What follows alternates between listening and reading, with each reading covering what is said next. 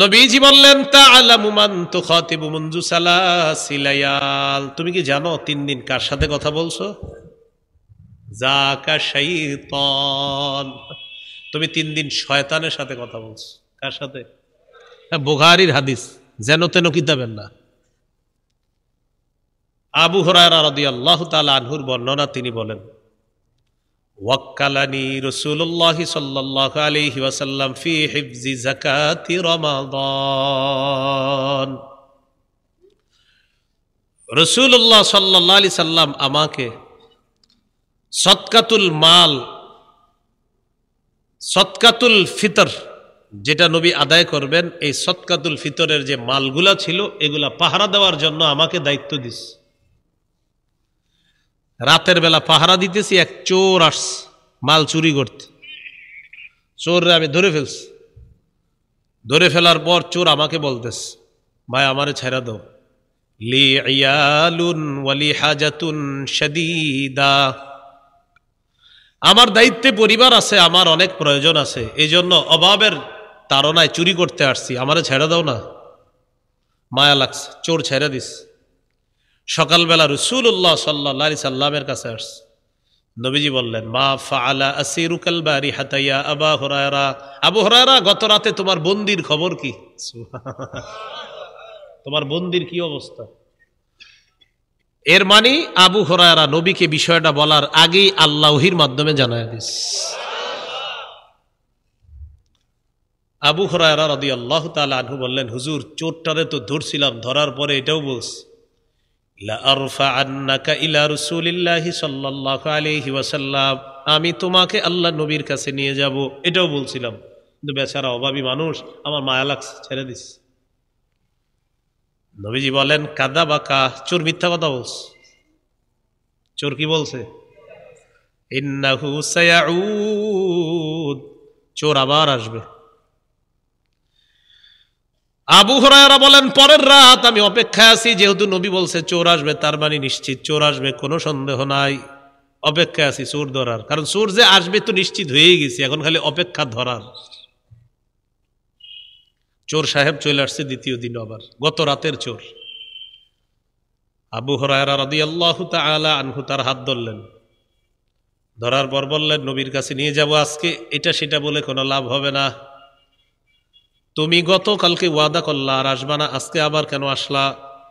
চোর বলতেছে আবু হুরায়রা তুমি তো বুঝতেছো আমি অভাবের যন্ত্রণায় গতকালকে আসছিলাম, ওয়াদা ভঙ্গ করে আবার আজকে আসছি। একটা মানুষ কতটা বিপদগ্রস্ত হইলে এইভাবে আবার আসে বলো? চোর আবার ছেড়ে দিস, চোর আবার ছেড়ে, কারণ আজকের অভিনয় হয়েছে আরো সুন্দর কালকের চেয়ে। তো নবীজির কাছে আবার গেছে। নবীজি বললেন মা ফাআলা আসিরুকাল বারিহাতা ইয়া আবা হুরায়রা, আবু হুরায়রা কি অবস্থা বন্দির? হুজুর কালকে আসছিল, ধরছিলাম, আর বলছিলাম তোমাকে কোনো অবস্থায় আমি ছাড়বো না, কিন্তু বেচারা হুজুর এমন ভাবে অভাব অনটন পেশ করলো, আমি ছেড়ে দিছি। নবীজি বললেন কাযাবাকা, মিথ্যা বলছে, আবার আসবে। আবু হুরায়রা বলেন ফারাসাতুহু সালিসা, তৃতীয় রাতে আমি ওত পেতে বসে রইলাম। ওত পাতা মানে এটাই যে আজকে আসো, আজকে যা বলো লাভ নাই, আজকে ধর্মই, এটা ওত পাতা, আজকে ওত পেতে আস। তৃতীয় রাতে অপেক্ষা করতেছি, চোর চলে আসছে। আমি চোরকে ধরলাম, ধরার পর বললাম আজকে এটা সেটা বলে কোনো লাভ নাই। লা আরফাআন্নাকা ইলা রাসূলিল্লাহি সাল্লাল্লাহু আলাইহি ওয়াসাল্লাম, আমি অবশ্যই তোমাকে রাসূল সাল্লাল্লাহু আলাইহি সাল্লামের কাছে নিয়ে যাব। চোর বুঝতে পারছে আজকে আর ছাড়বে না। এবার চোর বলল আবু হুরায়রা তুমি আমারে ছেড়ে দাও, দানি উআল্লিমকা কালিমাত, আবু হুরায়রা আমাকে ছেড়ে দাও, আমি তোমারে কিছু বিদ্যা শিখাইয়া দেই, এই বিদ্যাগুলা তোমার বড় কাজে আসবে। হাদিসে আসছে সাহাবীগণ বিদ্যার প্রতি অনেক আগ্রহী, তারা বিদ্যার প্রতি তাদের অনেক লোভ, বিদ্যার প্রতি তাদের অনেক আগ্রহ, যে বিদ্যা শিখাবে এটা তো মিস করা যায় না। তো ঠিক আছে শিখাও, আজকের মতো ছাড়মু বলো। মানে ওনারা বিদ্যার কথা শুনলে ওইগুলা চিন্তা করছে যে চোররে ছাইরা দিলে একটা সুন্দর বিদ্যা শিখাবে, এটাই শিখি। সাহাবায়ে কেরামের এত পরিমাণ আগ্রহ ছিল এলেমের প্রতি, বিদ্যার প্রতি। তো চোর বলতেছে, আবু হুরায়রা, ইযা আওয়াইতা ইলা ফিরাশিকা ফাকরা আয়াতাল কুরসি فإنه لن يزال عليك من الله حافظ ولا يقربنك شيطان حتى تصبح। তুমি যখন বিছানায় যাইবা তখন আয়াতুল কুরসি পড়বা, আয়াতুল কুরসি পড়ার পর তুমি ঘুমাবা, দরজা বন্ধ করবা। আবু হুরায়রা, সকাল পর্যন্ত একজন ফেরেশতা আল্লাহর পক্ষ থেকে নিযুক্ত করা হবে, এই ফেরেশতা সারা রাত তোমার পাহারাদারি করবে। সকাল পর্যন্ত শয়তান তোমার কাছে আসতে পারবে না। তুমি এই আমলটা করলে সকাল পর্যন্ত। ভাই, এই বাইরের আওয়াজটা একটু কমান, ওই যে বাড়ি খাইতেছে যেটা একটু কমায় দেন। হ্যাঁ, ওয়ালা ইয়াকরাবান্নাকা শাইতান, তোমার কাছে শয়তান আসতে পারবে না সকাল পর্যন্ত। চোর শিখাইয়া দিল বিদ্যা, ছেড়ে দিছে চোরের, তৃতীয়বারের মতো ছেড়ে দিছে। নবীজির কাছে আসছে, আসার পর নবী বললেন, মা ফাআলা আসিরুকাল বারিহা, কি অবস্থা তোমার বন্দির খবর কি? আবু হুরায়রা রাদিয়াল্লাহু তাআলা আনহু বললেন, আল্লাহর নবী, চোর আমাকে গতকালকে একটা বিদ্যা শিখাইয়া দিছে, এই জন্য তাকে আমি ছেড়ে দিলাম। নবীজি বলেন, কি বিদ্যা? চোর আমাকে বলছে আয়াতুল কুরসি পড়ে ঘুমানোর জন্য। আয়াতুল কুরসি পড়ে যদি আমি ঘুমাই, সারা রাত একজন ফেরেশতা আমার পাহারাদারি করবে, ফজর পর্যন্ত শয়তান আমার কাছে আসতে পারবে না। নবীজি বললেন, সদাকা, চোর তোমাকে সত্য কথা বলছে। কি আলোচনা চলতেছে? শত্রু সত্য কথা বললেও স্বীকার করেন, বুঝছেননি? নবী স্বীকার করছে চোর সত্য কথা বলছে। কে? চুরি কি ভালো কাজ? কিন্তু সে যেই কাজটা শিখিয়ে দিছে এটা কি? সাথে সাথে বললেন, ইন্নাহু কাযুব, তবে সে দুনিয়ার সবচেয়ে বড় মিথ্যাবাদী, এটাও বলে দিলেন। সে দুনিয়ার সবচেয়ে বড় মিথ্যাবাদী, বাকি কালকে যেটা শিখাইছি এটা সত্য। এটা কি?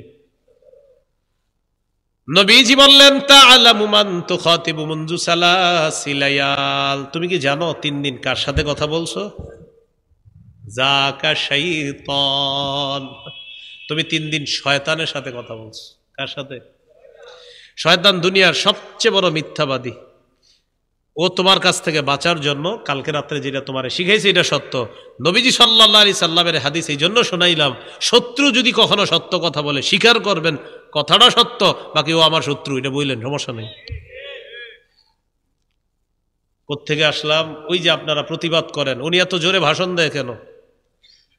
এখন আল্লাহ বললেন কাফেরদের বিরুদ্ধে, মুনাফিকদের বিরুদ্ধে প্রয়োজনে নবী আপনি কঠোর হন, এটা কার নির্দেশ?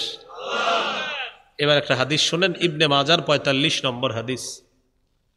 কানা রাসূলুল্লাহ সাল্লাল্লাহু আলাইহি ওয়াসাল্লাম ইযা খাতাবা ইহমাররাত আইনা, নবীজি মাঝে মাঝে যখন ভাষণ দিতেন নবীর 2 চোখ লাল হয়ে যেত। ওয়া আলা সাউতুহু, নবীর আওয়াজ উঁচু হয়ে যেত। কি হইতো? আওয়াজ, চোখ কি হইতো?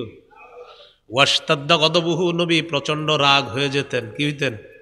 আচ্ছা, তাহলে নবী রাগ করতেন, চোখ লাল হয়ে যেত, আওয়াজ উঁচু হয়ে যেত।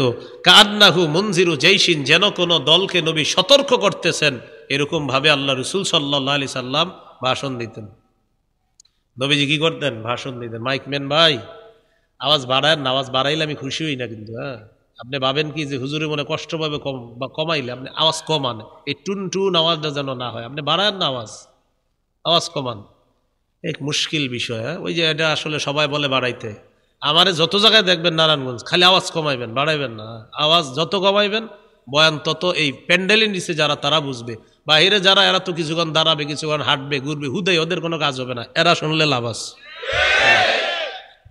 আর প্যান্ডেল তো এই জন্যই করছে, নিয়ম নীতি হওয়া দরকার সামনে থেকে। প্যান্ডেল যেহেতু করেন তো ওয়াজ এখানেই হবে, বাইরে আর এত কি দরকার? প্যান্ডেল করছেন, এখানে আসতে হবে, এই নিয়ম নীতি করেন, এটা হইলে ভালো হয়, আশেপাশে মানুষ ঘুমাইতে পারবে সুন্দর করে। তো রাসূলুল্লাহ সাল্লাল্লাহু আলাইহি সাল্লাম যখন ভাষণ দিতেন, ইহমাররাত আইনা, চোখ লাল হয়ে যেত।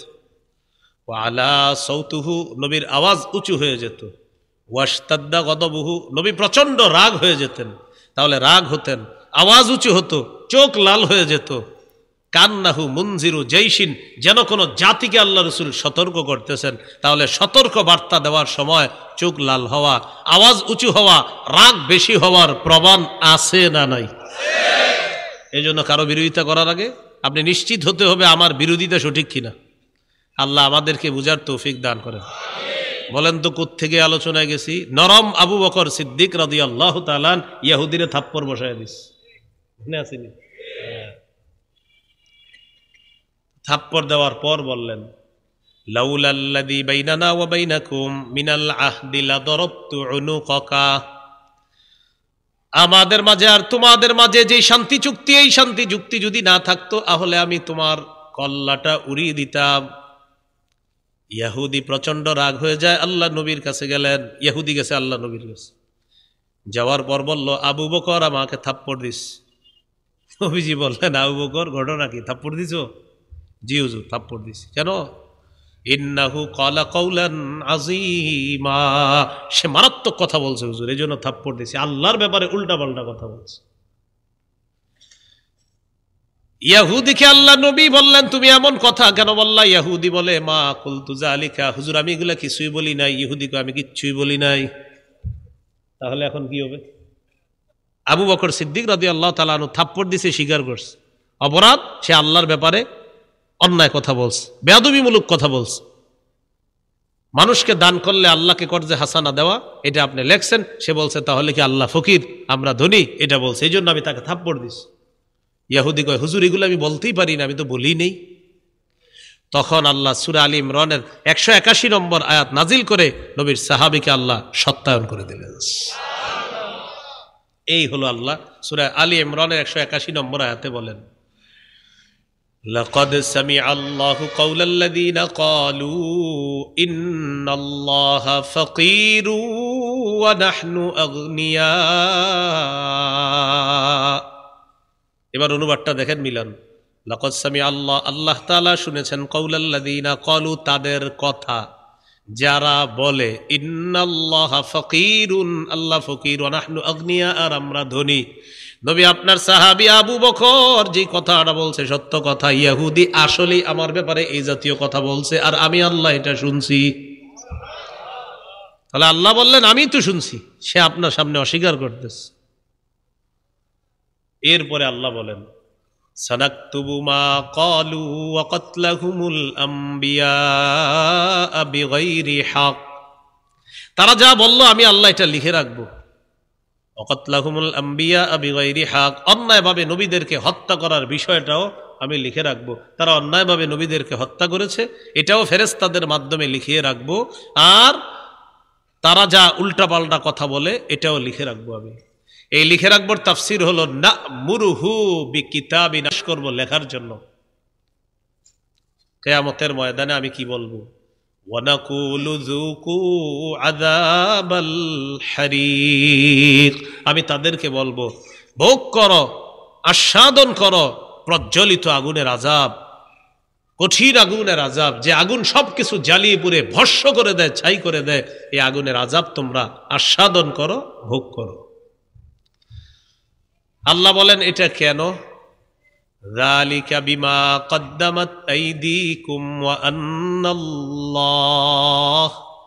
ওয়া আন্নাল্লাহা লাইসা বিযাল্লামিল লিল আবিদ, এটাই কারণে তোমরা তোমাদের হাতের কৃতকর্মের কারণে এই আযাব তোমরা ভোগ করবা। যালিকা, আল্লাহ বলেন এই আযাবের কারণ হলো বিমা কদ্দামাত আইদিকুম, তোমাদের হাত যা প্রেরণ করেছে, যে কৃতকর্ম করেছে তোমাদের হাত, তোমাদের হাতের কৃতকর্ম, এই কৃতকর্মের কারণে এই আযাব তোমরা ভোগ করবা। কি বলছে আল্লাহ? তোমাদের কি হাত। এখন একটু আমার সাথে বলেন, বলেন আরবরা অংশ বলে পূর্ণকে উদ্দেশ্য নেয়, আবার আরবরা অংশ বলে ব্যক্তিকে উদ্দেশ্য নেয়, হাত বলে হাত ওয়ালা উদ্দেশ্য। বলেন তো হাত বলে কি উদ্দেশ্য? তাহলে এবার আপনারাই বলতে পারবেন, যালিকা বিমা কদ্দামাত আইদিকুম, আযাব হবে এই কারণে তোমাদের হাত যা কামাই করেছে। তাহলে বলেন তো তোমাদের হাত দ্বারা উদ্দেশ্য কি? তোমরা যা কামাই করেছো, তোমরা যা, কারণ হাত দ্বারা কি উদ্দেশ্য? পুরা ব্যক্তি। যেমন সূরা লাহাবে আছে, কি আছে? তাব্বাত ইয়াদা আবি লাহাব, আবু লাহাবের 2 হাত ধ্বংস হোক, উদ্দেশ্য আবু লাহাব ধ্বংস হোক। এরপরে আল্লাহ বলেন, এখন আমার আপনার মনে একটা প্রশ্ন, আল্লাহ এইভাবে এই মানুষগুলারে শাস্তি দিবেন? আল্লাহ বলে, শোনো, আমি জুলুম করি না কারো উপর, তারা তাদের কৃতকর্মের কারণেই শাস্তি পাবে।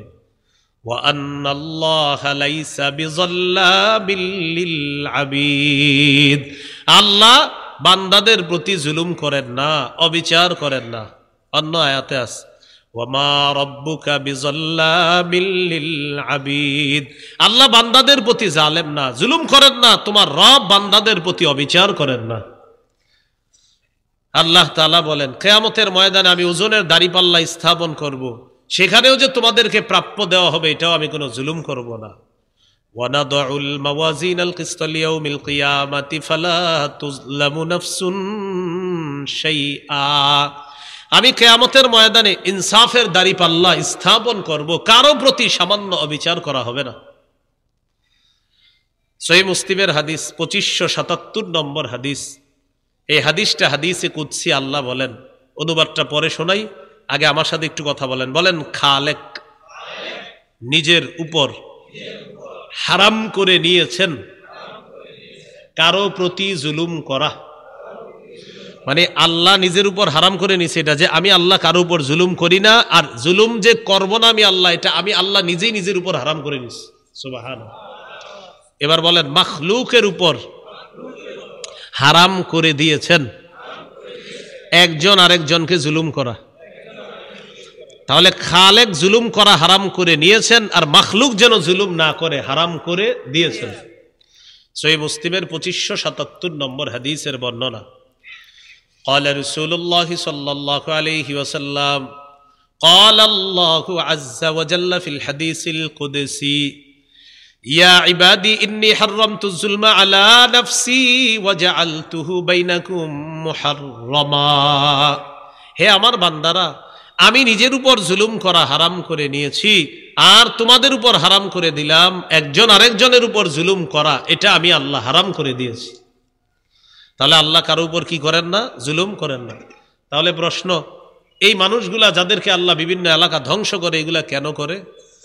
সূরা ইউনূসের 13 নম্বর আয়াতে আল্লাহ জবাব দিয়েছেন, ওয়ালাকাদ আহলাকনাল কুরুনা মিন ক্বাবলিকুম লাম্মা যালামু, তোমাদের পূর্বে বহু জাতিকে আমি ধ্বংস করেছি জুলুম করার কারণে। কি করার কারণে? জুলুম করার কারণে ধ্বংস করেছি। অন্য আয়াতে আল্লাহ বলেন, তিলকা বুয়ুতুহুম খাবিয়াতাম বিমা যালামু, নবী আপনি দেখেন এই যে তাদের ঘর বাড়িগুলা বিরান পড়ে আছে জুলুমের কারণে। কিসের কারণে? জুলুমের কারণে। সূরা হুদের 96 নম্বর আয়াত থেকে 109 নম্বর আয়াত পর্যন্ত ফেরাউনের লম্বা একটা হিস্টোরি আল্লাহ আলোচনা করছে। আলোচনা করার পরে আল্লাহ বলেন, সামুদ জাতি, আদ জাতি আর ফেরাউন জাতিকে এরা যে ধ্বংস হলো, নবী কেন ধ্বংস হয়েছে জানেন? আমি কিন্তু তাদের উপর কোনো জুলুম করি নাই, তারা নিজেরা নিজেদের উপর জুলুম করেছে। আল্লাহ বলেন, ওয়ামা যালামনাহুম ওয়ালাকিন যালামু আনফুসাহুম, আমি তাদের প্রতি কোনো অবিচার করিনি, তারা নিজেরা নিজেদের উপর জুলুম করেছে, তাই তাদের ঘর বাড়িগুলা ধ্বংস। তো আল্লাহ তাআলা বলেন, হাবিব আপনি তাকায়া দেখেন, যালিকা মিন আম্বাইল কুরা নাকুসুহু আলাইকা মিনহা কাইমু ওয়া হাসিদ, এই যে ঘর বাড়িগুলো আপনি দেখেন, তাদের বৃত্তান্ত আমি আপনার কাছে বর্ণনা করেছি। এগুলার মধ্যে কিছু এখনো দাঁড়িয়ে আছে, ওয়া মিনহা হাসিদ, মিনহা কাইমু ওয়া হাসিদ, কিছু এখনো দাঁড়িয়ে আছে, যেমন মিশর এখনো আছে দাঁড়িয়ে। হাসিদ মানে হলো কিছু ফসলের মতো, কর্তৃত ফসলের মতো আমি ধ্বংস করে দিয়েছি। সামুদ জাতি, আদ জাতি, লূত নবীর সম্প্রদায়, তাদেরকে আসমানে উঠে আছাড় মেরে মৃত সাগর, ডেড সি যেটাকে বলা হয়, এখনো আছে। তো আল্লাহ বলেন, কিছু এখনো দাঁড়ায় আছে, কিছু ধ্বংস করে দিছে। হজ উমরায় গেলে সামুদ জাতির যে ধ্বংসাবশেষ এলাকাটা আছে, কিছু টাকা খরচ করলে এখনো সৌদি গিয়ে এলাকা আপনি দেখে আসতে পারেন। বলা হয় ওয়াদিয়ে সালেহ, কি বলা হয়? ওয়াদিয়ে সালেহ বলা হয়, সালেহ আলাইহিস সালাতু ওয়াস সালামের এলাকা, যেটাকে আল্লাহ ধ্বংস করছেন। এখন আমি যেটা আপনাদেরকে জানতে চাই, বলেন যাদেরকে ধ্বংস করা হলো, আল্লাহ কি তাদের উপর জুলুম করেছেন, না নিজেদের জুলুমের কারণে তারা ধ্বংস হয়েছে? এটা আল্লাহ বললেন, ওয়া আন্নাল্লাহা লাইসা বিযাল্লামিল লিল আবিদ, আল্লাহ বান্দার প্রতি জুলুম করেন না। এরপরে আল্লাহ বলেন আল্লাযীনা ক্বালু ইন্নাল্লাহা আহিদা ইলাইনা আল্লা নু'মিনা লিরাসূলিন হাত্তা ইয়াতিয়ানা বিকুরবানিন তাকুলুহুন নার। অনুবাদটা শুনেন আগে। আল্লাযীনা ক্বালু, যারা বলে, ইন্নাল্লাহা আহিদা ইলাইনা, আল্লাহ আমাদের থেকে অঙ্গীকার নিয়েছেন। কি অঙ্গীকার? আল্লা নু'মিনা লিরাসূলিন হাত্তা ইয়াতিয়ানা বিকুরবান, আল্লাহ আমাদের থেকে অঙ্গীকার নিয়েছেন আমরা যেন কোনো রসুলকে বিশ্বাস না করি যতক্ষণ ওই রসুল আমাদের কাছে কোনো কোরবানি পেশ না করে, আর সেই কোরবানিটাকে আসমানের আগুন আইসা খেয়ে ফেলবে। আবার বলছি, আল্লাহ আমাদের থেকে অঙ্গীকার নিয়েছেন, এই অঙ্গীকার যে কোনো রসুল ততক্ষণ আমরা বিশ্বাস করব না যতক্ষণ ওই রসুল কোনো কোরবানি পেশ না করবে, আর ওই কোরবানিটা পেশ করার পর আসমানের আগুন আইসা সেটাকে জ্বালায়া দিবে, তখন বোঝা যাবে সে একজন রসুল। আল্লাহ আমাদেরকে এটা ওয়াদা নিছে তাওরাত কিতাবে। এই বক্তব্যটা ইহুদিদের। বলেন কাদের বক্তব্য? এবার একটু বুঝেন। আমাদের নবী দাওয়াত দিলেন, কাব ইবনে আশরাফ ইহুদি, আরো কিছু ইহুদিরা বলল যে আমাদের তাওরাত কিতাবে লেখা আছে নবী ততক্ষণ বিশ্বাস করা যাবে না যতক্ষণ নবী কোনো কোরবানি পেশ না করে। এর মানে একটা পশু জবাই করে পাহাড়ের উপর রেখে আসতে হবে, আগুনের একটা আসমান থেকে আগুন আসবে আইসা সেটাকে জ্বালিয়ে দিবে, তারপর বিশ্বাস করব তিনি একজন রসুল, তিনি একজন নবী। এটা হলো একটা বর্ণনা। তাদের আরেকটা দাবি হলো, তারা বলে আমাদের নবী এবং ঈসা নবী, এই দুই নবীর আগে যত নবী দুনিয়াতে আসছে সব নবীরা কোরবানি পেশ করতেন, পেশ করার পর একটা পশু উপরে রেখে আসতেন। নবী আল্লাহর ইবাদতখানায় ঢুকে, আল্লাহর ঘরে ঢুকে, মানে একটা ইবাদতখানায় ঢুকে দোয়া করতেন, আল্লাহ কবুল করেন, আল্লাহ কবুল করেন, কোরবানিটা কবুল করেন। জাতি ঘরের আশেপাশে দাঁড়ায় দাঁড়ায় দেখতো কবুল হয় কিনা। তারা দেখতো আসমান থেকে সাদা আগুন আসতো, যে আগুনে তেমন কোনো আওয়াজও নাই, আবার ওই আগুনের কোনো ধোঁয়া নাই। ওই আগুন এসে পশুটাকে জ্বালায়া দিত, তাহলে বুঝতো তারা হা হা হা তিনি সঠিক রসুল, যেহেতু তার কোরবানি কবুল হয়েছে। তো ইহুদিরা, আমাদের নবীর যুগের ইহুদিরা বলল আল্লাহ আমাদের কাছ থেকে অঙ্গীকার নিছে রসুল ততক্ষণ মানা যাবে না যতক্ষণ রসুল কোরবানি পেশ না করে। তোমাদের রসুল তো এখনো কোনো কোরবানি পেশ করে নাই, কোরবানি পেশ করবে, আসমান থেকে আগুন আসবে, সেই কোরবানির পশুকে জ্বালাবে, তারপর আমরা বিশ্বাস করব। এতটুকু বুঝছেন নি আপনারা? আচ্ছা বলেন তো, আমাদের নবীর শরীয়তে কি আগুন দিয়ে পোড়ানো পশু এই কোনো হুকুম আছে? আমাদের কোরবানির পশু কি পুড়িয়ে দিব না গোস্ত খাবো? খাবো। তো আমাদের এই শরীয়তে তো এটা হারাম। আল্লাহ তাআলা আয়াত নাজিল করে দিলেন, নবী এরা আসলে ভাউতাবাজি করে, আপনি যদি কোরবানি পেশও করেন আর আগুন যদি এসে জ্বালায় তাও তারা ঈমান আনবে না। কেন? আপনার পূর্বে যত রসুল এরকম কোরবানি পেশ করছে, পেশ করার পর আগুন আইসা জ্বালাইছে, জ্বালানোর পরেও তারা রসুলদেরকে বিশ্বাস করে নাই, উল্টা রসুলদেরকে হত্যা করছে। যেমন জাকারিয়া নবী, ইয়াহিয়া নবীকে তারা হত্যা করছে। তাহলে এটা শুধুমাত্র কি তাদের ভাউতাবাজি। তো আমাদের নবীকে বিশ্বাস না করার জন্য তারা শর্ত জুড়ে দিল কি, আপনি কোরবানি পেশ করবেন, কোরবানি পেশ করার পর আগুন আইসা জ্বালায়া দিবে, তারপর আমরা বিশ্বাস করব। তো বললো এটা কই লেখা আছে? কয় তাওরাতে লেখা আছে। মূল বিষয় হলো তাওরাতে এই জাতীয় কথা লেখা নাই, এটা তারা বলে দিছে।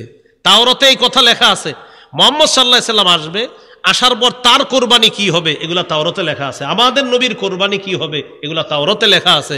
এর মানে আমাদের নবীকে এগুলা তারা মিথ্যা কথা বলতেছে। তো আল্লাহ তাআলা এই বিষয়গুলোই বললেন, আল্লাযীনা ক্বালু ইন্নাল্লাহা আহিদা ইলাইনা।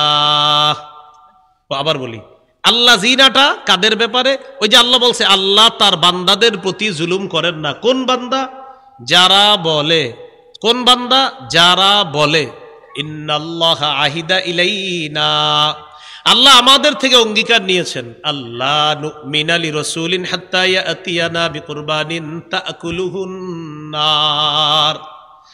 যারা বলে আল্লাহ আমাদের কাছ থেকে অঙ্গীকার নিয়েছেন আমরা কোন রসুলকে ততক্ষণ বিশ্বাস করব না যতক্ষণ ওই রসুল কোরবানি পেশ না করবে আর আসমান থেকে আগুন এসে সেটাকে যতক্ষণ না পুরাবে ততক্ষণ রসুলকে আমরা বিশ্বাস করব না।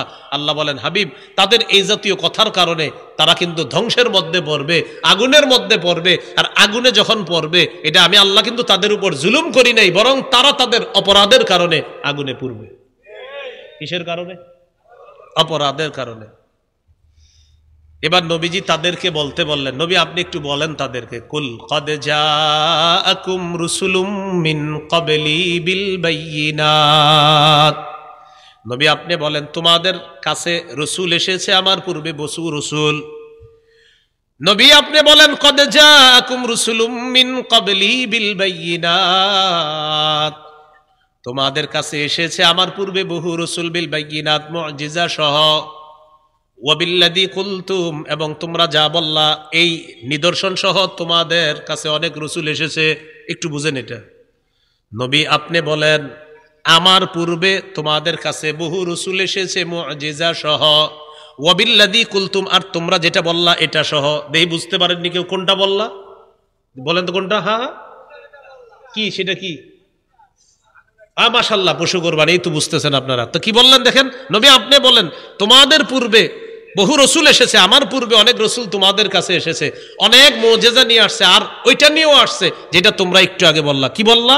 ওই পশু কোরবানি করার বিষয়টা, এটা নিয়ে আসছে। কিন্তু তোমরা কি করছো?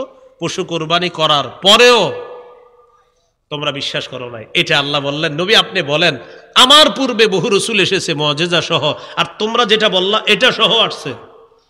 তখন তোমরা কি করলা? বিশ্বাস তো করো নাই, উল্টা। ফালিমা কাতালতুমুহুম, তোমরা কেন ওই নবীদেরকে হত্যা করলা? বিশ্বাস তো করো নাই, উল্টা নবীদেরকে হত্যা করলা। কেন হত্যা করলা?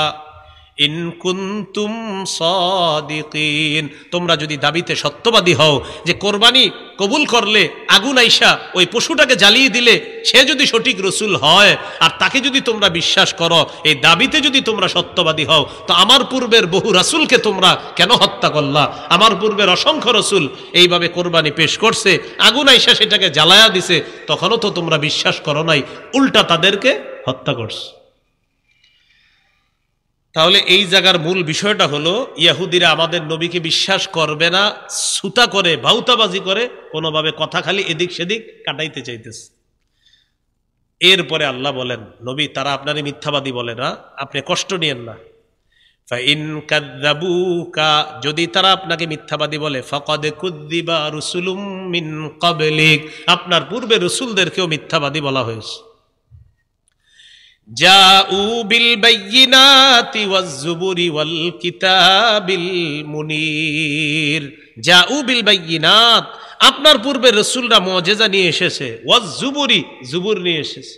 জুবুর দ্বারা উদ্দেশ্য সুহুফ ইব্রাহিম, ইব্রাহিম নবীর সহিফা সমূহ, ওয়াল কিতাবিল মুনির, এবং আলো দানকারী কিতাব, যে কিতাব সত্যের আলো দেখায়, রাস্তা দেখায়, এই সত্যের রাস্তা দেখায়, সত্যের আলোকবর্তিকা হিসাবে যে কিতাব, এই কিতাব নিয়ে অনেক রসুল এসেছে, তাদেরকে মিথ্যাবাদী বলছে। আপনাকেও মিথ্যাবাদী বললে কষ্ট নিয়েন না, একটু ধৈর্য ধারণ করবেন, আমার সাহায্য আসবে আপনার কাছে। সাহায্য আসবে, এই দলিল কই আছে? সূরা আনামের 34 নম্বর আয়াতে আছে, ওয়ালাকাদ কুযযিবাত রুসুলুম মিন ক্বাবলিকা, আপনার পূর্বে বহু রসুলকে মিথ্যাবাদী বলা হয়েছে। ফাসাবারু আলা মা কুযযিবু ওয়াউযু হাত্তা আতাহুম নাসরুনা, তাদেরকে মিথ্যাবাদী বলার পরেও তারা ধৈর্য ধারণ করেছে, কষ্ট দেওয়ার পরেও তারা ধৈর্য ধারণ করেছে। হাত্তা আতাহুম নাসরুনা, এক পর্যায়ে আমার সাহায্য তাদের কাছে আসছে, আপনি একটু ধৈর্য ধারণ করেন, চূড়ান্ত সাহায্য আপনার কাছে আসবে। এটা হলো ইহুদিদের সাথে রাসূল সাল্লাল্লাহু আলাইহি সাল্লামকে আল্লাহ বলে দিতে বললেন। একটু বুঝেন, পরবর্তী আয়াতে আমি যাচ্ছি। এই হলো 184 নম্বর আয়াত, সূরা আলী ইমরানের 180 থেকে 184 নম্বর আয়াত পর্যন্ত আলোচনা শেষ করলাম, কিন্তু আয়াত তেলাওয়াত করছি 185 সহ। 184 পর্যন্ত আগে বলি। 180 নম্বর আয়াতে ছিল টাকা পয়সা আছে, যাকাত দেন নাই, এটাকে আল্লাহ সাপ বানায়া গলায় ঝুলাইয়া দিবে।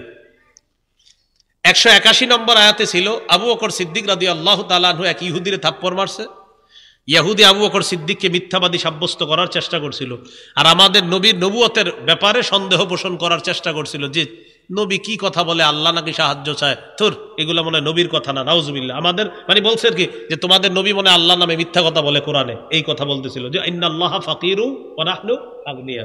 আল্লাহ মনে এগুলা চায় না। ওই যে মানদাল্লাযী ইউকরিদুল্লাহা করদান হাসানা, এই আয়াত আল্লাহ কোরআনে বলছে। তো ইহুদিরা বলে না, আল্লাহ কেন করজে হাসানা চাবে, আল্লাহ কি গরিব নাকি, এরকম বলছে।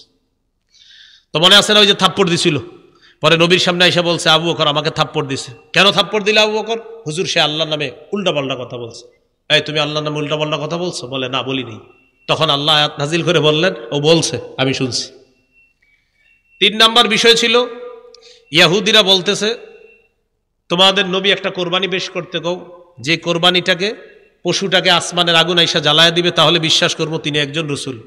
আল্লাহ বললেন নবী আপনি বলেন, আমার পূর্বে বহু রসুল দুনিয়াতে এসেছে যারা কোরবানিও পেশ করছে, যারা অনেক মুজিজা নিয়ে আসছে, আর তোমরা যেটা বললা এটা নিয়ে আসছে। কোনটা? ওই যে কোরবানি। কিন্তু তোমরা এরপরে নবীদেরকে হত্যা করছো, কেন হত্যা করলা? 4 নাম্বার, নবী এরা আপনাকে মিথ্যাবাদী বলবে, আপনি কষ্ট নিয়েন না।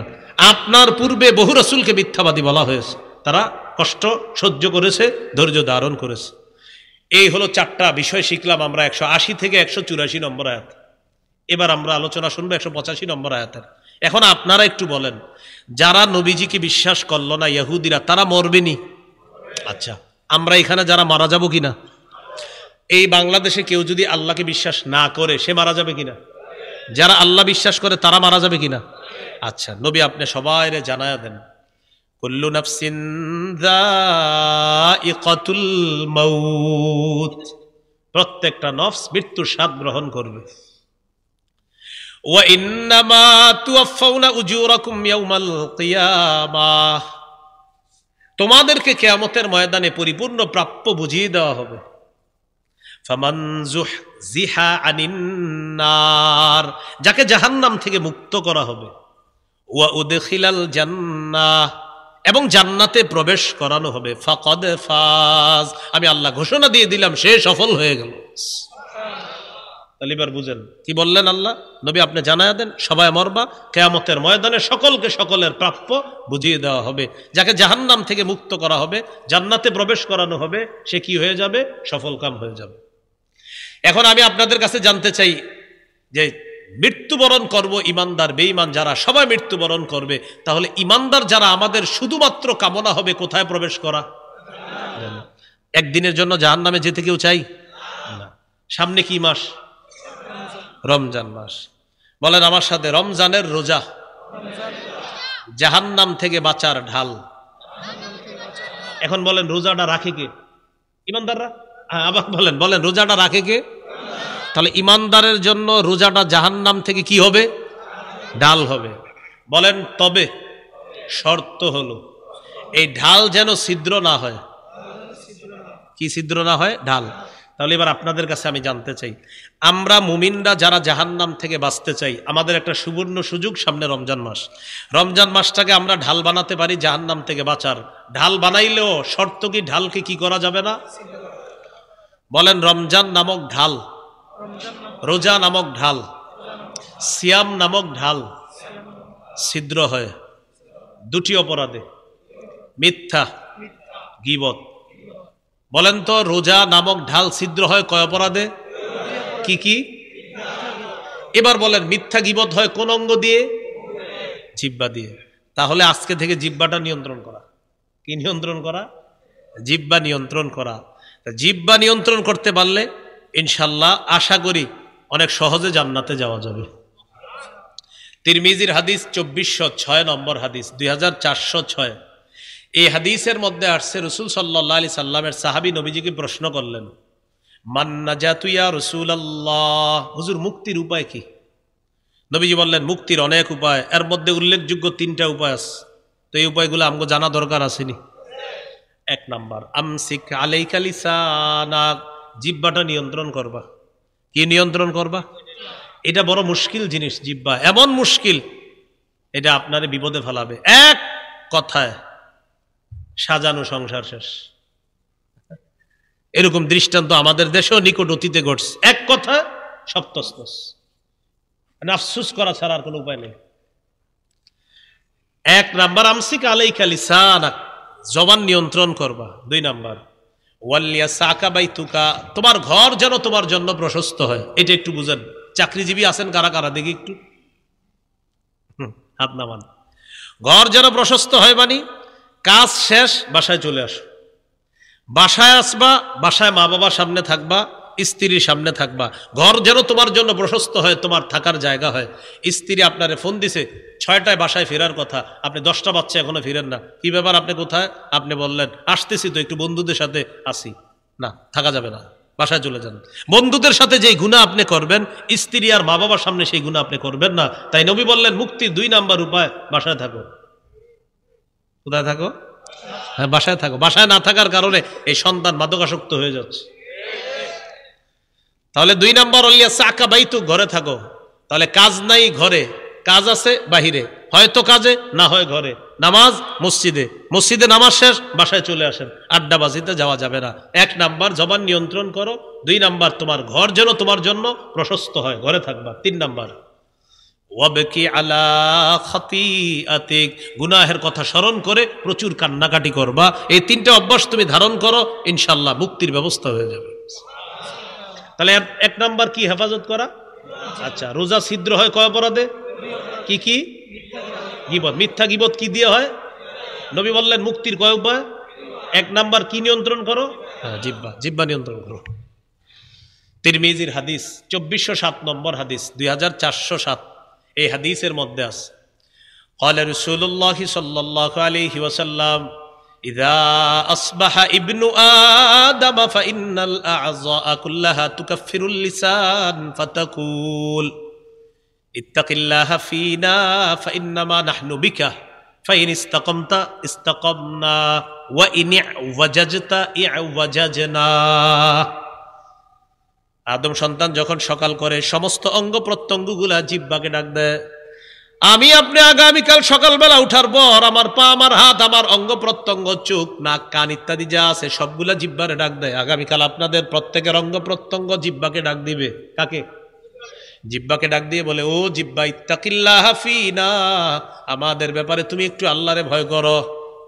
সব অঙ্গ প্রত্যঙ্গ জিহ্বাকে ডেকে বলে, ও জিহ্বা আমাদের ব্যাপারে আল্লাহকে ভয় করো।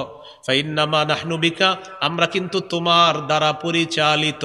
ও জিহ্বা আমাদের ব্যাপারে আল্লাহকে ভয় করো, আমরা কিন্তু তোমার দ্বারা পরিচালিত। ফাইন ইস্তাকামতা ইস্তাকামনা, তুমি যদি ঠিক থাকো আমরাও ঠিক। ওয়া ইন ইওয়াজাজতা ইওয়াজাজনা, তুমি যদি বাঁকা হয়ে যাও আমরাও বাঁকা। তুমি ঠিক থাকলে আমরাও ঠিক, তুমি বাঁকা হয়ে গেলে আমরাও বাঁকা। তুমি ঠিক থাকলে আমরাও ঠিক, তুমি বাঁকা হয়ে গেলে আমরাও বাঁকা। এটা সব অঙ্গ প্রত্যঙ্গ জিহ্বাকে ডাক দিয়ে বলে। কাকে ডাক ডেকে বলে? জিহ্বাকে। রোজা ছিদ্র হয় কয় অপরাধে? কি কি? মিথ্যা গীবত কি দিয়ে হয়? সব অঙ্গ প্রত্যঙ্গ কারে বস মানে? জিহ্বাকে। হ্যাঁ, তিরমিজির হাদিস 2408 নম্বর হাদিস, 2408। قال رسول الله صلى الله عليه وسلم من يتكفل لي ما بين لحييه وما بين رجليه اتكفل له بالجنه। কোন ব্যক্তি যদি 2 চোয়ালের মাঝের এই অঙ্গ আর 2 লজ্জাস্থান অর্থাৎ 2 রানের মাঝের যে লজ্জাস্থান, এই 2টা অঙ্গের নিশ্চয়তা দেয় যে আমি জিহ্বা দিয়ে অপরাধ করি নাই, লজ্জাস্থান দিয়ে অপরাধ করি নাই, নবীজিকে যদি এই নিশ্চয়তা দিতে পারেন, নবীজি বলেন আতাকাফফালু লাহু বিল জান্নাহ, আমি তাকে জান্নাতে নেওয়ার জামিন জিম্মাদার হয়ে যাব, কফিল হয়ে যাব। বলেন কি হয়ে যাব? সৌদি আরব যারা থাকে বলেন আমার কফিল কফিল। নবীজি বলেন আমি তোমার কাফিল হব, কাফিল, তোমাকে জান্নাতে নেওয়ার জন্য আমি কাফিল হয়ে যাব। তিরমিজির হাদিস 2409 নম্বর হাদিস, 2409 নম্বর হাদিসে হাদিসে আসছে মান ওয়াকাহুল্লাহু শাররা মা বাইনা লাহইহি ওয়া শাররা মা বাইনা রিজলাইহি দাখালাল জান্নাহ। কোন ব্যক্তিকে যদি আল্লাহ জিহ্বার অপরাধ আর লজ্জাস্থানের অপরাধ থেকে হেফাজত করে, সে মরবে, জান্নাতে প্রবেশ করবে। তিরমিজি 2410 নম্বর হাদিস। এই হাদিসের মধ্যে আসছে রাসূলুল্লাহ সাল্লাল্লাহু আলাইহি সাল্লামের এক সাহাবী নবীজিকে বললেন, হাদ্দিসনি বিআমরিন আ'তাসিমু বি, হুজুর আমাকে এমন কিছু বলেন যেটা আমি মজবুত ভাবে আঁকড়ে ধরবো। আপনারাও ধরবেননি? নবীজি বললেন কুর রব্বি আল্লাহ, তুমি বলো আমার রব আল্লাহ। বলেন।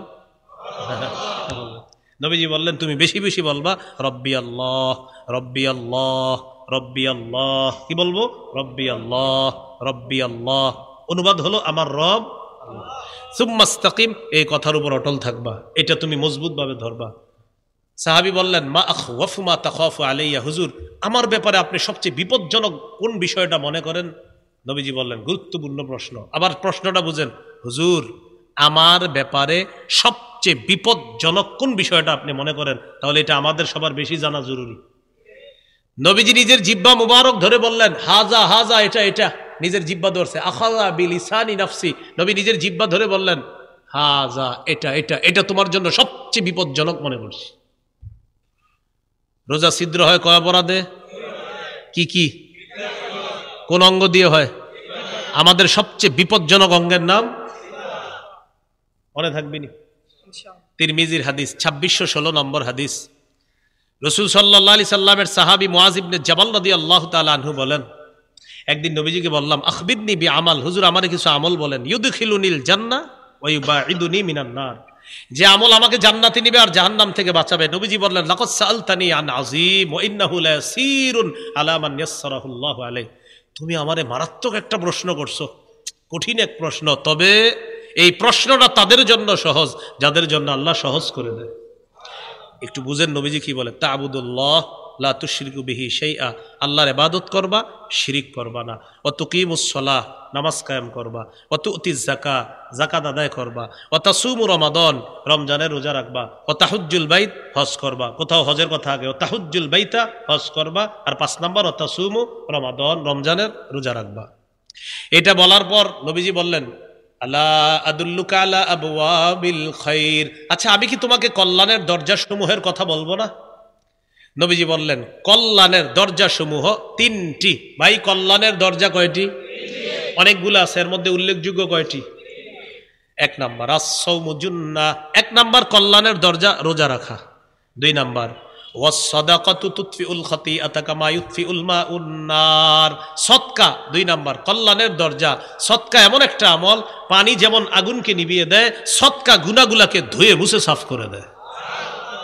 3 নাম্বার ওয়াসালাতুর রাজুলি মিন জাওফিল লাইল, রাতের বেলা তাহাজ্জুদ পড়া। রাতে কি পড়া? তাহাজ্জুদ।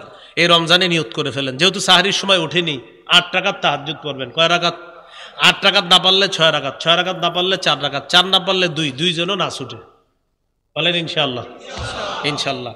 এই জন্য প্রথম রাত শুরু হইলে সাহাবায়ে কেরামের ইজমা, ঐক্যমত অনুযায়ী তারাবি পড়বেন 20 রাকাত, আর সাহরির সময় 8 রাকাত তাহাজ্জুদ পড়বেন। এই জন্য অনেক লোক আপনাকে রমজানে বলবে, ভাই তারাবি পড়ছেন? হ্যাঁ পড়ছি। কত পড়ছেন? 8 পড়ছেন? বলবেন হ্যাঁ পড়ছি তো। 20 পড়ছেন? বলবেন হ্যাঁ এটাও পড়ছি। আরে ভাই 20 না 8 কোনটা? বলবেন 20ও পড়ছি 8ও পড়ছি। তা পড়েন নাই কোনটা? বলবেন ঝগড়া পড়ি নাই। কি ঝগড়া? মানে উনি নিয়ত করে আসছিল আপনার সাথে কিছুক্ষণ আপনার জ্বালাবে, আপনি বলবেন 20ও পড়ছি 8ও পড়ছি। 8 পড়ছেন? হ্যাঁ। 20ও পড়ছেন? হ্যাঁ। এটা আবার কেমন কথা? বলবেন হ্যাঁ 20 রাকাত তারাবি পড়ছি। কেন বললেন? সাহাবায়ে কেরামের ঐক্যমত তাই পড়ছি। 8 রাকাত কেন পড়ছেন? ভাই সারা বছর নবী 8 রাকাত তাহাজ্জুদ পড়তেন, তাই আমি 8 রাকাত তাহাজ্জুদ পড়েছি। তা আপনারা বলবে, তো আপনি তো সারা বছর পড়েন না, শুধু রমজানে। বলবেন সারা বছর চেষ্টা করি, পারি না। রমজানে যেহেতু সাহরির সময় উঠি, আল্লাহ যেহেতু উঠায়, এই জন্য পড়ার চেষ্টা করি। মনে থাকবে নি? তারাবি পড়বেন 20 রাকাত, তাহাজ্জুদ পড়বেন কয় রাকাত? আর যে আইসা আপনারে জ্বালাইতে চাইবে, ওরে 30 সেকেন্ডে সমাধান দিয়ে দিবেন। বলবেন 20ও পড়ছি 8ও পড়ছি। তুমি আমারে এটা সেটা বলার কোনো লাভ নাই। ও চাইবে আপনারে 2টার একটা, আপনি বলবেন আমি তো 2টাই, তুমি কোনটার মধ্যে আমারে ফালাইবা? তারাবি 20 রাকাত পড়ছি, তাহাজ্জুদ 8 রাকাত পড়ছি, পড়ি নাই, ঝগড়া।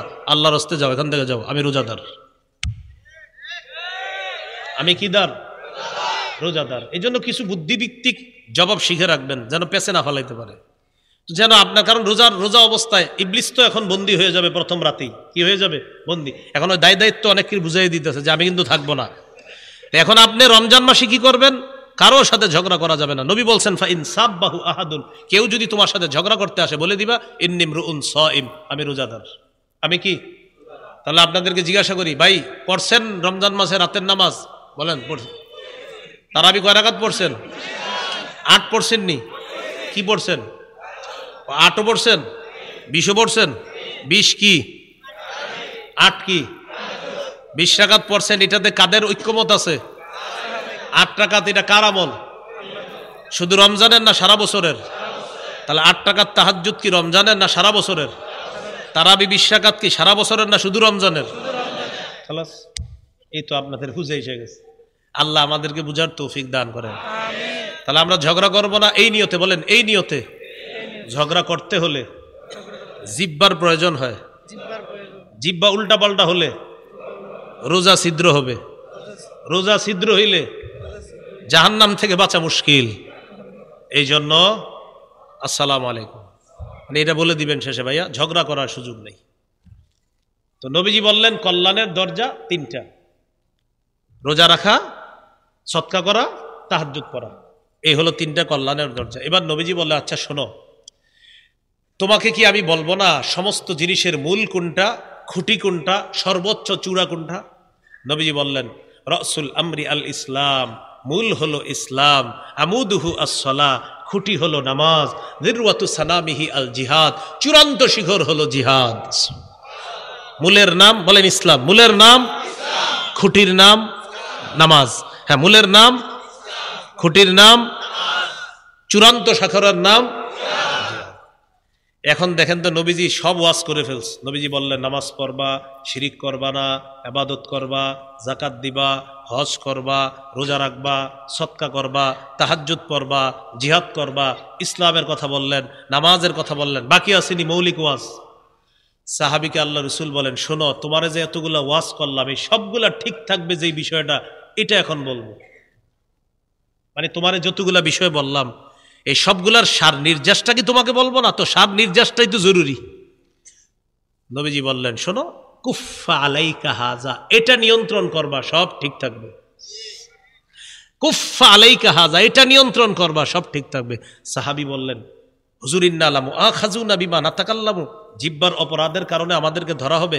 নবী বললেন হাল ইয়াকুব্বুন নাস ফিন্নারি আলা ওয়ুজুহিহিম আও আলা মানাখিরিহিম ইল্লা হাসাইদু আলসিনাতিহিম, বেশিরভাগ মানুষ জাহান্নামে যাবে, মাথাটা নিচে পা উপরের দিকে নিয়ে জাহান্নামে নিক্ষেপ করা হবে শুধু জিহ্বার অপরাধের কারণে। কিসের অপরাধ? তাহলে এবার আমরা সবক দিয়ে দিলি, বলেন রোজা জাহান্নাম থেকে বাঁচার ঢাল, কি না হলে ছিদ্র, কি না হলে। আচ্ছা, রোজা নামক ঢাল ছিদ্র হয় কয় অপরাধে? কি কি? মিথ্যা গীবত কোন অঙ্গ দিয়ে হয়? আবার মিথ্যা গীবত কি দিয়ে হয়? এই জন্য এখন থেকে আমরা জিহ্বাকে কি করব? নিয়ন্ত্রণ করবো ইনশাল্লাহ। রমজান মাসে সাহাবীদের ঐক্যমতে তারাবি পড়ব কয় রাকাত? সারা বছর নবীজি 8 রাকাত তাহাজ্জুদ পড়তেন। এই জন্য রমজানে যেহেতু আল্লাহ উঠাবে সাহারির সময়, তাই কয় রাকাত তাহাজ্জুদ পড়ার চেষ্টা করব? কমপক্ষে 8, না পারলে 6, না পারলে 4, না পারলে 2 যেন না ছুটে। 2 যেন কি?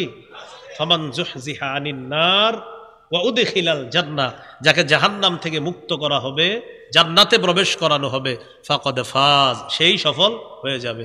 আল্লাহ আমাদের সকলকে যে কথাগুলা শুনলাম বললাম, আমরা সবাই যেন বিশুদ্ধ আকীদা নিয়ে আল্লাহর ব্যাপারে সঠিক বিশ্বাস আমাদের থেকে যেন আমরা কবরে যেতে পারি। সর্বোপরি আপনাদের সাথে যেন আল্লাহ জান্নাতে সাক্ষাৎ করায়া দেয়। আমিন। ওয়া আখিরু দাওয়ানা আলহামদুলিল্লাহি রাব্বিল আলামিন। ও আচ্ছা, বই আছে মিম্বরের আমানত, গত রমজানে আসছিলাম মনে হয় না আপনাদের এখানে, তো ওই দিন অনেকে নিতে চেয়েছিলেন, রমজান মাস তো